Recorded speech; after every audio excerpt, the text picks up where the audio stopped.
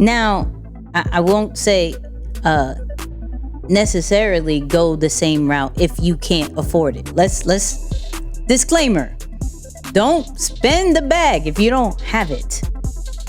Also talk about real quick the equipment that we use, because we didn't go cheap. We didn't go cheap. You know what I mean? Yeah. No. Now, I won't say necessarily go the same route if you can't afford it. Let's disclaimer. Don't spend the bag if you don't have it. Okay? Yeah. Let's start there. I think the reason why we went the route we did, and I'm going to list some of the equipment, is because we understood if we are going to take something serious, that we might as well invest in the best equipment, right? And there was a process. Like, we did the Facebook Lives first, right? So actually, I'll leave that how the podcast came about after this part. I will say that. Yeah. But we went through a journey of, okay, let's use what we already have, right? Between the mics and realizing the ups and downs about the mics that we use, the lighting we had, right? The cameras we had, to the point where, okay, let's take this serious. So here is a quick list of the podcast equipment that Nicky and Moose uses. Okay. 1, we both have Sony A7Cs now. Okay. Did we start with that? No. But we both have that now, right? I use the Stream Deck to kind of produce the show while you see it, like from different videos and everything is all in a click of a button. We both use the RODECASTER Pro. Now, they do have a RODECASTER Pro 2, and that looks fire.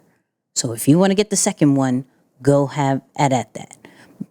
Moose uses a Shure mic. Do you remember the model? Yeah, the SM7B. Okay. He uses that, which is the Michael Jackson mic, right? We call it the Michael Jackson because that's what he recorded on. And that's what majority of the podcasters use, which almost makes me be like, okay, let me get one, but I don't want to, right? I use the RE20 mic, which I call the Joe Budden mic, because that was the only person that I used to watch use it, but I've seen more people use it. But I use the RE20, right? You use for lighting, what do you use for lighting? The ring light?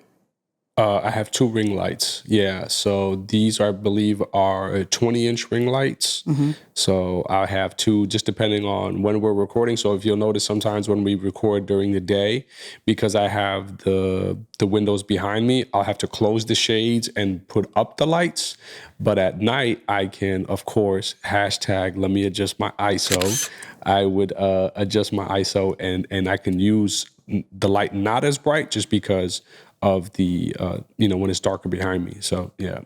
Right. And I use GoBox and a bunch of Hue lights and some other light. I don't know what that's one called, but there's another light, little small, I think it's the aperture ones. Yep. Mm-hmm. All that. These are, and of course, Ecamm Live. Of course.